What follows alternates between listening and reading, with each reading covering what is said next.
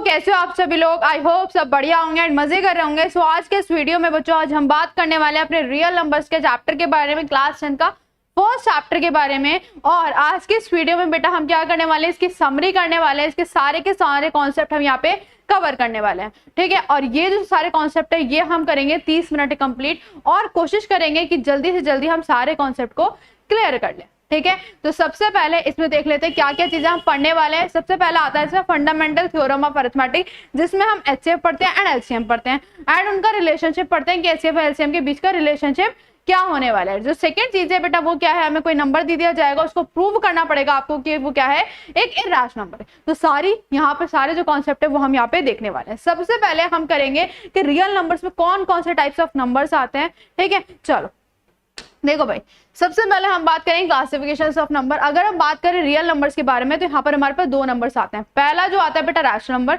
दूसरा जो आता है बेटा वो क्या आता है, इर्रेशनल नंबर आता है, ठीक है। अगर हम बात करें बेटा रैशनल नंबर की, तो रैशनल नंबर क्या होते हैं मैम, रैशनल नंबर वो नंबर्स होते हैं जो बेटा किसकी फॉर्म में लिखा जा सके, पी बाय क्यू की फॉर्म में लिखा जा सके। किसकी फॉर्म में लिखा जा सके, पी बाय क्यू की फॉर्म में लिखा जा सके, ठीक है। इसकी दो कंडीशन होती है साथ साथ। सबसे पहला पी और क्यू इंटीजर्स होने चाहिए, पी और क्यू बेटा क्या होने चाहिए, इंटीजर्स होने चाहिए। और सेकंड जो कंडीशन होती है वो ये होती है, जो हमारा डिनोमिनेटर होता है या हम बोल सकते हैं जो हमारा क्यू होता है वो जीरो नहीं होना चाहिए, ठीक है। फॉर एग्जाम्पल जैसे कि मान लो सबसे पहले हम इंटीजर्स के बारे में समझते हैं कि इंटीजर्स क्या है, हमारे होल नंबर क्या है, नेचुरल नंबर क्या है। आओ देखते हैं। अगर हम बात करें सबसे पहले नेचुरल नंबर की, तो नेचुरल नंबर बेटा वो क्या होते हैं, काउंटेबल नंबर्स भी हम इनको बोलते हैं एक तरह से, ठीक है। नेचुरल नंबर जो होते हैं बेटा वो क्या होते हैं, काउंटेबल नंबर्स होते हैं। मतलब जो नंबर 1 से स्टार्ट हो, 1 2 3 4 और कहां तक जाए, इनफाइनाइट तक जाए, तो वो नंबर्स बेटा हमारे क्या होते हैं, नेचुरल नंबर होते हैं, ठीक है। होल नंबर कुछ नहीं होते, नेचुरल नंबर ही होते हैं, बस उसमें क्या लगा दिया जाता है, जीरो लगा दिया जाता है, ठीक है। नेचुरल नंबर जो होते हैं जो किससे स्टार्ट होते हैं, 1 2 3 और कहां तक जाते हैं, इनफाइनाइट तक। अगर हम बात करें बेटा होल नंबर की, तो होल नंबर जो जीरो से स्टार्ट होते हैं, 0 1 2 3 और कहां तक जाते हैं, इनफाइनाइट। अब बात करते हैं इंटीजर्स की। इंटीजर्स बेटा हमारे इसमें नेगेटिव नंबर भी आ जाते हैं, जैसे कि माइनस का 4, माइनस का 3, माइनस 2, माइनस 1 0 1 2 3 4 और कहां तक जाएंगे, इनफाइनाइट, ठीक है।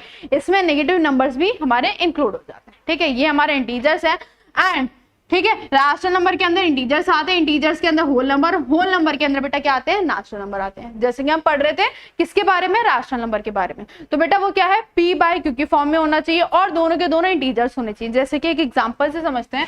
फॉर एग्जांपल हमारे पास लिखा है 2/3, ठीक है, 2/3 लिखा है। अब ये जो 2 है ये भी बेटा क्या है, हमारा इंटीजर है और 3 भी बेटा हमारा क्या है, इंटीजर है। और किसकी फॉर्म में लिखा है, पी बाय क्यू की फॉर्म में लिखा है। एंड दूसरी कंडीशन भी फुलफिल हो रही है कि डिनोमिनेटर हमारा 0 नहीं है, ठीक है। एक और एग्जांपल समझते हैं कि लिखा है माइनस का 97 अपॉन में क्या लिखा है, हमारा 100 लिखा है, ठीक है। ऊपर भी इंटीजर है और नीचे भी बेटा क्या है, इंटीजर है। तो दोनों क्या है, पी बाय क्यू की फॉर्म में है। तो ये भी हमारा क्या है, रैशनल नंबर है। अगर मैं आपसे पूछूं कि क्या बेटा हमारा 2 हमारा क्या होगा, रैशनल नंबर होगा, तो बहुत सारे बच्चे हाँ कहेंगे, ठीक है। क्यों होगा, देखो बेटा अगर किसी नंबर के नीचे कुछ नहीं होता तो हमारे क्या लग जाता है, 1 लग जाता है ना। अब ये होता तो नहीं है पी बाय क्यू के फॉर्म में, लेकिन हम इसको बना सकते हैं। तो ये पी बाय क्यू की फॉर्म में आ गया, ऊपर भी इंटीजर है और नीचे भी इंटीजर है, तो ये क्या हो गया, पी बाय क्यू की फॉर्म में हो गया। एक और एग्जांपल लेते हैं, -3 है। क्या -3 हमारा रैशनल नंबर है, इसके नीचे कुछ नहीं है तो हमने क्या लगा दिया, 1 लगा दिया। सिंपल सी चीज है, ऊपर भी इंटीजर है और नीचे भी इंटीजर है। तो मतलब सीधी हम ये कह सकते हैं कि जितने भी हमारे इंटीजर्स होंगे, जितने भी हमारे नेचुरल नंबर होंगे और जितने भी हमारे होल नंबर होंगे, वो सारे के सारे बेटा किस में काउंट होंगे, हमारे रैशनल नंबर में काउंट होने वाले। क्लियर हो गई बात, ठीक है। अब ध्यान से देखो, सुनो, अब क्या है, अब एक क्वेश्चन ये आता है कि हमारा जो क्यू है, क्या वो हमारा रैशनल नंबर सॉरी जो हमारा 0 है, क्या वो हमारा रैशनल नंबर हो सकता है। ध्यान से देखो, 0 हमारा किस में काउंट होता है बेटा, हमारा होल नंबर में भी आता है और इंटीजर्स में भी आ जाता है। अब ध्यान से देखो, किसके नीचे कुछ नहीं, हमने क्या लगा दिया बेटा, 1 लगा दिया, ठीक है। हमारी पहली कंडीशन क्या कहती है कि पी और क्यू हमारे क्या होने चाहिए, इंटीजर्स होने चाहिए। तो क्या बेटा दोनों इंटीजर्स है, हमारे दोनों इंटीजर्स है, ये दोनों इंटीजर्स है। और दूसरी कंडीशन ये कहती है कि जो हमारा क्यू है वो डिनोमिनेटर नहीं होना चाहिए, मतलब नीचे वाला डिनोमिनेटर नहीं होना चाहिए, ऊपर वाला हो सकता है। तो नीचे वाला डिनोमिनेटर नहीं है, तो मतलब ये कंडीशन भी क्या हो रही है बेटा, फुलफिल हो रही है, मतलब दोनों हो रही है। तो हम कह सकते हैं कि जो 0 होता है वो भी हमारा कैसा नंबर होता है, रैशनल नंबर होता है। ये हमारा एमसीक्यू में पूछा जाता है, ठीक है। रैशनल नंबर जो पी बाय क्यू की फॉर्म में हो, डिनोमिनेटर 0 नहीं होना चाहिए। अब आ जाते हैं बेटा दूसरे नंबर पे। दूसरा क्या है हमारा, इर्रेशनल नंबर है। इर्रेशनल नंबर बेटा क्या है, जो पी बाई क्यू की फॉर्म में ना लिखा जाए।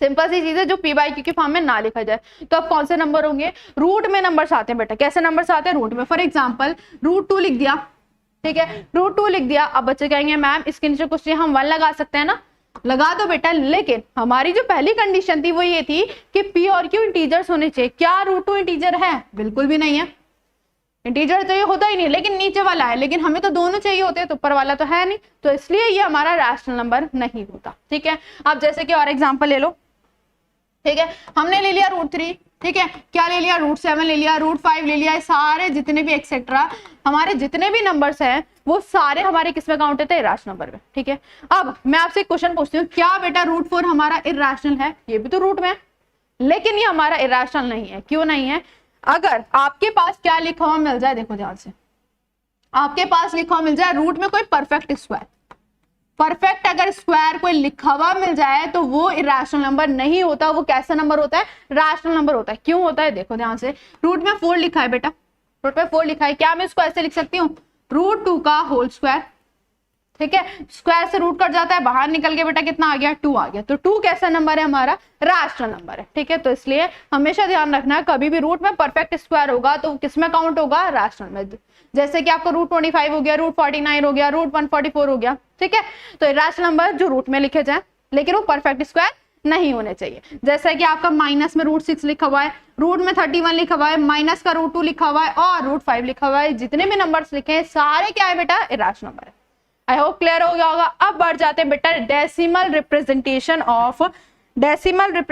ऑफ किसका, रैशनल नंबर का।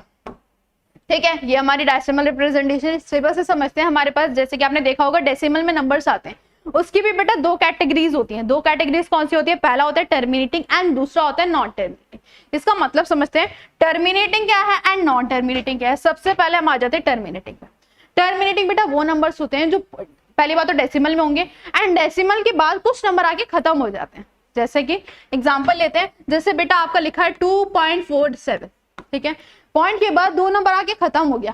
ठीक है, ये अपने नाम के ऊपर ये टर्मिनेट हो जाता है, खत्म हो जाना। ठीक है, एक और एग्जांपल ले लेते हैं, मान लेते हैं लिख रहा है 31978। ठीक है, 4 नंबर आके बाद खत्म हो गया, चाहे कितने भी नंबर हो लेकिन वो खत्म हो जाना चाहिए।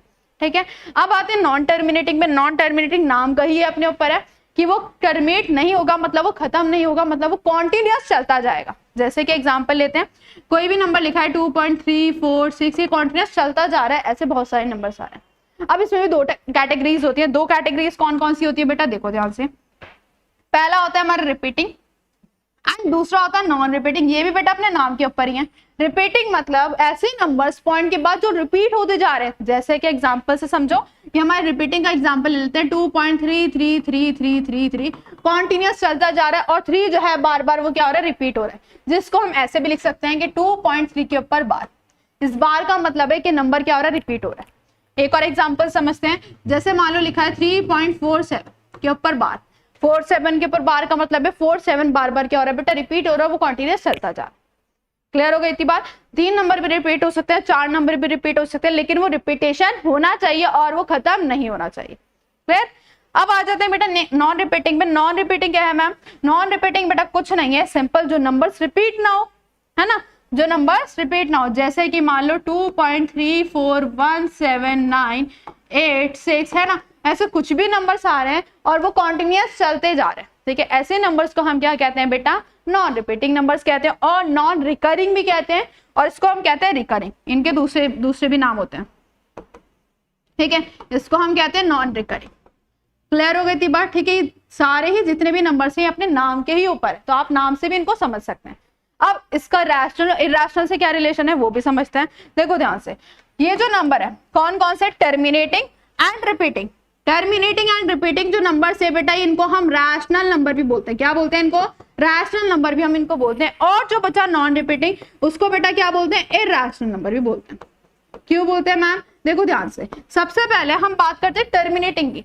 देखो ये नंबर लिखा है 2.47, क्या हम इसको पी बाई क्यू की फॉर्म में कर सकते हैं, हाँ कर सकते हैं। पॉइंट हटाओगे, कितने नंबर है पॉइंट के बाद, 2 नंबर है, तो नीचे कितने 0 लग गए, 2 0। तो बेटा क्या ये पी बाई क्यू की फॉर्म में हो गया कि नहीं हो गया। ऐसे हम इसको भी कर सकते हैं। ठीक है। तो टर्मिनेटिंग नंबर जो होते हैं वो हमारे पी बाई क्यू की फॉर्म में हो सकते हैं। अब बात करते हैं रिपीटिंग, हाँ बेटा वो भी हो सकते हैं, ये हमने 9th क्लास में सीखा था। तो बस आपको फिलहाल ये याद रखना है कि जो हमारा रिपीटिंग नंबर होता है वो भी पी बाई क्यू की फॉर्म में हो सकता है। नेक्स्ट आता है नॉन रिपीटिंग। नॉन रिपीटिंग बेटा कभी भी पी बाई क्यू की फॉर्म में नहीं होते, कभी भी ये पी बाई क्यू की फॉर्म में नहीं होते, इसलिए वो किस में कहलाते हैं, वो इर्रेशनल नंबर कहलाते हैं। ठीक है, इर्रेशनल नंबर में ये भी ध्यान रखना जो हमारा पाई होता है वो भी बेटा कौन सा नंबर होता है, हमारा इर्रेशनल नंबर होता है। ठीक है, चलो तो ये हो गया हमारा खत्म।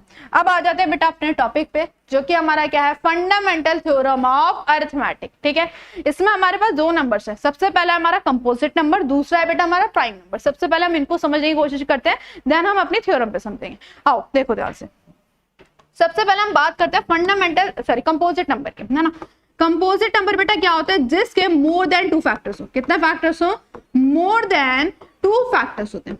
ठीक है, 2 से ज्यादा जिसके फैक्टर्स होते हैं वो हमारा कौन सा नंबर कहलाता है, कंपोजिट नंबर। जैसे कि एग्जांपल समझते हैं, जैसे हमारा लिखा है 8। 8 किस से डिवाइड हो सकता है बेटा, 1 से भी हो सकता है, 2 से भी हो सकता है, 4 से भी हो सकता है और 8 से भी हो सकता है ना। मोर देन बेटा कितने फैक्टर्स आ रहे हैं, 2 आ रहे हैं, तो ये कैसा नंबर है बेटा, आपका कंपोजिट नंबर है। ठीक है, और भी एग्जांपल हो सकते हैं, जैसे 36 हो सकता है, ठीक है, 144 हो सकता है, बहुत सारे एग्जांपल्स हो सकते हैं जिसके 2 से ज्यादा क्या हो, फैक्टर्स हो। क्लियर हो गई थी बात। नेक्स्ट आता है बेटा आपका प्राइम नंबर। प्राइम नंबर क्या नंबर आता है, प्राइम नंबर आपका नंबर आता है, इसमें सिर्फ कितने फैक्टर्स होंगे, 2 फैक्टर्स होंगे। ठीक है, 2 फैक्टर्स होंगे और वो भी स्पेसिफिक होते हैं। स्पेसिफिक मतलब जैसे 1 होगा और एक क्या होगा, इटसेल्फ होगा।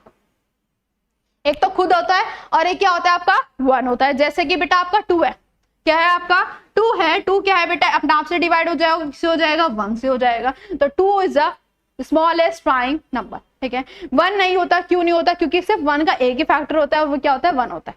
ठीक है, इसलिए 1 हमारा प्राइम नंबर बिल्कुल भी नहीं होता और ना वो कंपोजिट नंबर होता है, ये बात ध्यान रखना। ठीक है, दोनों समझ आ गया होगा आई होप। अब आ जाते हैं बेटा अपने फंडामेंटल थ्योरम ऑफ अरिथमेटिक पे। देखो क्या कहता है, एवरी कंपोजिट नंबर, हर कंपोजिट नंबर, इसका यूज आया है ना, every composite number can be expressed या factorized as a product of prime and this factorization is unique apart from the order the which the prime factor occur।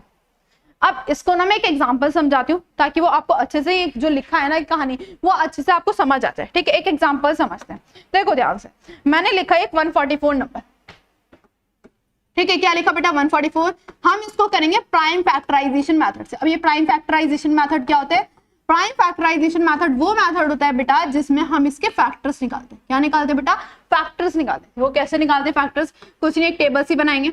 अब एक छोटा सा number लेंगे जो इसको डिवाइड करते हैं, सबसे स्मॉलेस्ट नंबर जिसको डिवाइड करते हैं 1 के अलावा। ठीक है, क्या हो सकता है, 2 हो सकता है, 2 से डिवाइड करो, कितना आ जाएगा, 7 2 14, 2 2 4, फिर बेटा ये 2 से चला जाएगा, 3 2 6, फिर एक कैरी हुआ 6 2 12, फिर बेटा ये 2 से चल जाएगा, 2 1 2 और ये कितना आ गया, 6 2 18, फिर बेटा ये 2 से चला जाएगा, कितना आ जाएगा 9, और फिर 3 से जाएगा, 3 3 9 और 3 1 3। ठीक है, ये हमारे हो गए। ये हमारे जितने भी निकले ये बेटा क्या है, फैक्टर्स है। क्या हम इसको इस तरह से लिख सकते हैं, 144 के जो फैक्टर्स निकले हैं, देखो 2 कितनी बार है, 1 2 3 4, तो बेटा हम क्या लिख सकते हैं, 2 की पावर 4। ठीक है, बार बार लिखने से अच्छा मैंने उसकी पावर लिख दी। ऐसे हम 3 का भी लिखेंगे, 3 की कितनी पावर हो जाएगी, 2 पावर हो जाएगी। अब ध्यान सुनो, बहुत ध्यान सुनना, हमारे पास 144 बेटा कैसा नंबर था, हमारा कंपोजिट नंबर था। ठीक है, मोर देन इसके 2 फैक्टर्स हो सकते हैं। ठीक है, 12 से भी चला जाएगा, 2 से भी चला जाएगा, 3 से भी चला जाएगा, 1 से भी चला जाएगा। ठीक है, लेकिन इसके जो फैक्टर्स निकले हैं बेटा, ये कैसे नंबर है, प्राइम नंबर है कि नहीं है, ये भी प्राइम नंबर और ये भी कैसा नंबर है बेटा, प्राइम नंबर है। तो हर कंपोजिट नंबर जब उसके फैक्टर्स बनाए जाते हैं तो वो किसकी फॉर्म में एक्सप्रेस होता है, वो होता है product of its prime. Prime के क्या हो जाते हैं, प्रोडक्ट हो जाते हैं। यही हमारी क्या कहती है, फंडामेंटल थ्योरम ऑफ अरिथमेटिक कहती है। और ये जो हमारा ये होता है, मतलब प्रोडक्ट ऑफ प्राइम जो होता है वो क्या होता है बेटा, यूनिक होता है। यूनिक का मतलब क्या है कि एक बात बताओ, 2 इंटू में 3 लिखा हुआ है, मतलब 2 की पावर 4 और इंटू में 3 का स्क्वायर लिखा हुआ है। क्या हम इसको ऐसे लिख सकते हैं, 2 की पावर 4 और 5 की पावर 2 लिख सकते हैं, नहीं लिख सकते। इसके फैक्टर्स तो यही आ रहा है ना, इसके अलावा तो और कुछ नहीं आने वाला है। तो यही कह रहा है कि इसके अलावा ये जो चीज होते हैं, फैक्टर्स जो होते हैं वो यूनिक होते हैं। इसके अलावा हम कुछ नहीं लिख सकते हैं, बस आगे पीछे हो सकता है, लेकिन जो कुछ और हम इसमें ऐड नहीं कर सकते। क्लियर हो गई थी बात? एक बार दोबारा सुन लो, हर कंपोजिट नंबर जो है वो प्रोडक्ट ऑफ इट्स प्राइम की फॉर्म में लिखा जाता है, मतलब जब उसके फैक्टर्स बनाते हैं तो क्या आते हैं, प्राइम नंबर ही आएंगे हमेशा। क्लियर है? ठीक है, तो बस यही थी हमारी क्या, फंडामेंटल थ्योरम ऑफ अरिथमेटिक। ठीक है, हमारा प्राइम फैक्टराइजेशन हमने सीख लिया है। अब हम आते हैं बेटा अपने नेक्स्ट टॉपिक पे। नेक्स्ट टॉपिक क्या है हमारा, एचसीएफ और एलसीएम। प्राइम फैक्टराइजेशन का बहुत यूज आने वाला है इन टॉपिक्स में, क्योंकि फैक्टर्स निकालने की हेल्प से ही हम क्या करेंगे, एचसीएफ एलसीएम निकाल पाएंगे। चलो एग्जांपल समझते हैं। सबसे पहले हमें पता है एचसीएफ की जो फुल फॉर्म होती है बेटा क्या होती है, हाईएस्ट कॉमन फैक्टर। ये भी बेटा अपने नाम के उल्टे होते हैं। क्या होते हैं बेटा, अपने नाम के उल्टे होते हैं। अगर मैं बात करूं एलसीएम की तो क्या होता है, लीस्ट कॉमन मल्टीपल, है ना। ठीक है, एग्जांपल समझते हैं बहुत अच्छी तरीके से, देखो ध्यान से। पहला जो नंबर लिखा है, मान लेते हैं एग्जांपल हमारे पास 64 लिखा हुआ है। ठीक है, और क्या लिखा हुआ है, मान लेते 36 लिखा हुआ है। ठीक है, सबसे पहले हम इसके फैक्टर्स बनाएंगे। फैक्टर्स कैसे निकालेंगे, सिंपल वही प्राइम फैक्टराइजेशन मेथड। 64 लिखा हुआ है, 2 से जाएगा बेटा, 3 2 6, 2 2 4। फिर किससे जाएगा, 2 से जाएगा, 2 1 2, एक कैरी हुआ 16 आ गया। फिर 2 से जाएगा बेटा 8 टाइम्स, फिर 2 से जाएगा कितने टाइम्स, 4 टाइम्स, फिर 2 से जाएगा कितने टाइम्स, ये आ जाएगा हमारा 2 टाइम्स, फिर 2 से जाएगा 1 टाइम्स। ठीक है, तो हमने क्या लिखा, 1 2 3 4 5 6, तो हम इसको लिख सकते हैं 2 की पावर 6। क्लियर है? 36 को बेटा हम क्या लिखेंगे, देखो ध्यान से।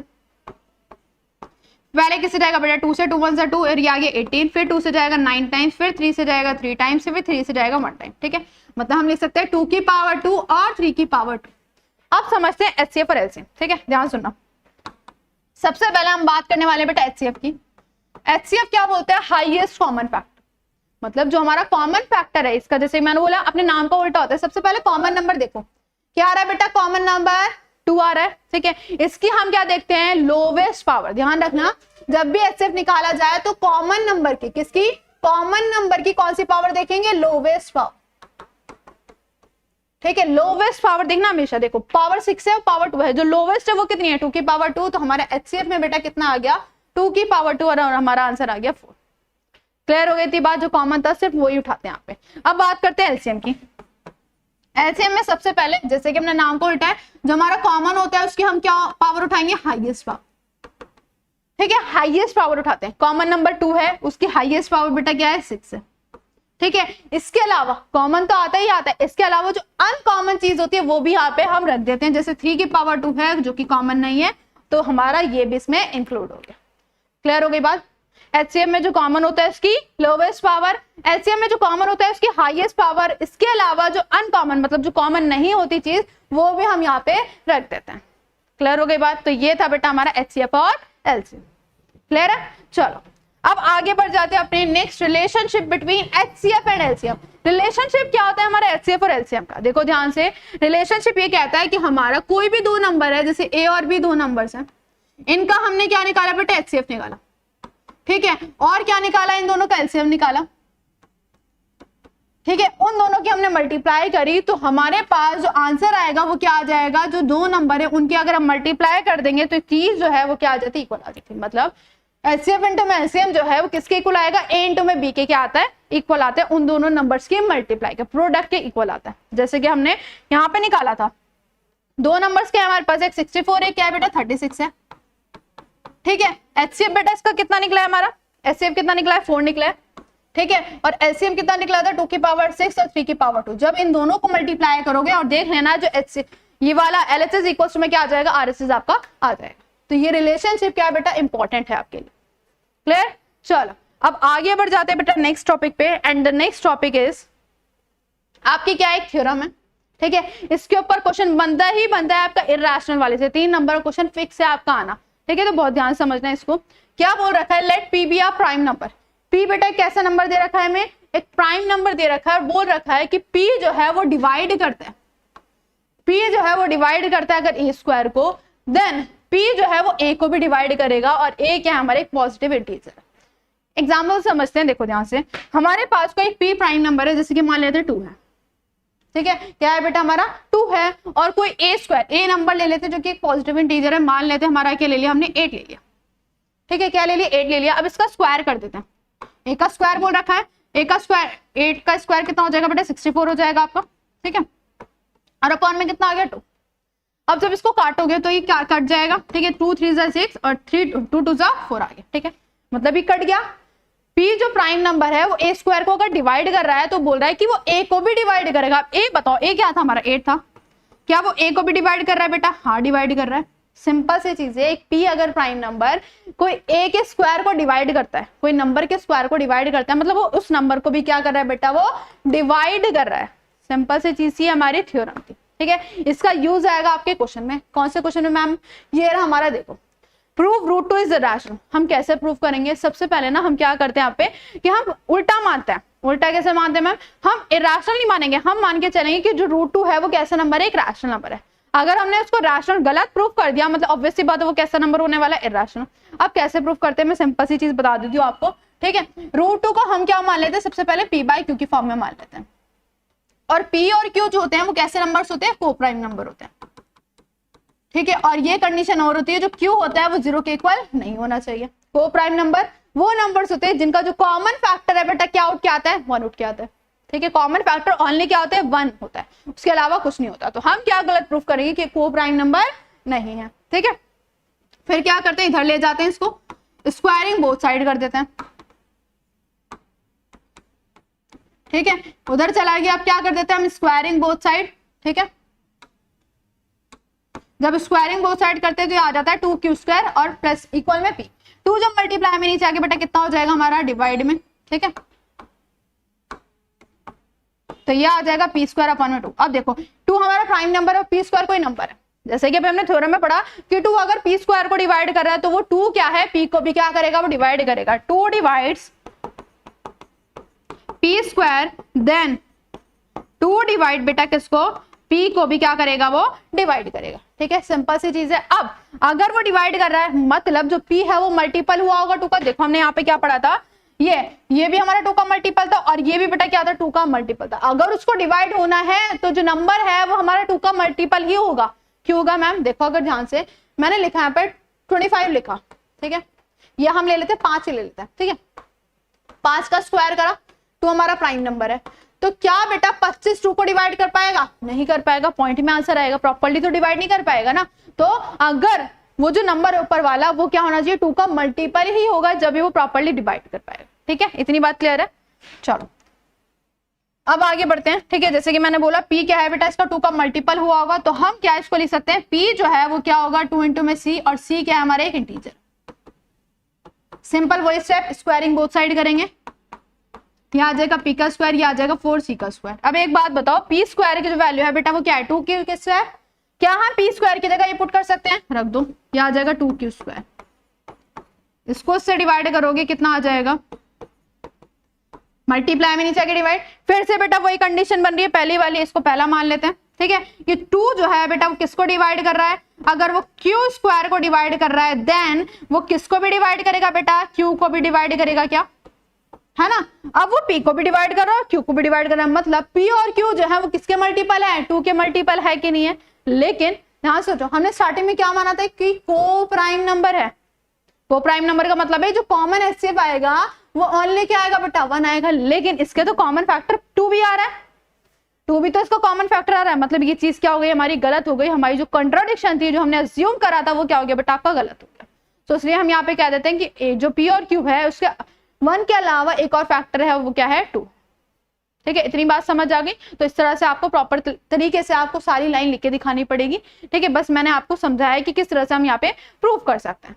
नेक्स्ट क्वेश्चन और देख लो, सिंपल सी चीज है, 3 + √2 है, ठीक है। कितना है बेटा? 3 + √2 है। सिंपल इसमें भी हम क्या करते हैं? p/q की फॉर्म में करते हैं, ठीक है। इसमें एक चीज है, ये प्लस का 3 उधर आए कितना हो जाएगा? माइनस का 3। एलसीएम ले लो, ठीक है। इस तरह से आ जाएगा। अब एक बात बताओ बेटा, ये तो हमारा रैशनल नंबर अभी हमने प्रूव करा, और ये किसके फॉर्म में है? p/q की फॉर्म में, मतलब ये रैशनल नंबर है, ठीक है। ये तो अभी हमने प्रूव करा है, अभी जस्ट अभी हमने प्रूव करा है। तो एक बात बताओ, क्या रैशनल नंबर कभी रैशनल के इक्वल हो सकता है? बिल्कुल भी नहीं हो सकता। तो ये जो हमने माना है कि रैशनल नंबर है, फिर से हम इसमें भी यही करते हैं कि हम इसको क्या मान के चलते हैं कि हमारा कैसा नंबर है? रैशनल नंबर है। लेकिन ये जो हमने माना वो चीज हमारी क्या हो गई? गलत हो गई, क्योंकि कभी भी एक रैशनल नंबर रैशनल के इक्वल नहीं हो सकता। ठीक है। तो जब भी ऐसे प्लस माइनस मल्टीप्लाई में ऐसे नंबर आए, हमेशा क्या करना, रूट वाले को अकेला छोड़ना और सबको उधर ले जाना, और ये दिखा देना कभी भी कि रैशनल नंबर रैशनल के इक्वल नहीं हो सकता। क्लियर है? सो बच्चों ये था हमारा पूरा का पूरा चैप्टर रियल नंबर्स का, सारे के सारे कॉन्सेप्ट, और इतना ही बेटा आपके कॉन्सेप्ट। अगर आपको अच्छे समझ आ गया तो आप क्वेश्चंस आराम से कर पाओगे। आई होप ये सारी वीडियो अच्छी लगी होगी आपको, आज सारे कॉन्सेप्ट अच्छे से समझ आए होंगे। मिलते हैं बेटा नेक्स्ट वीडियो में।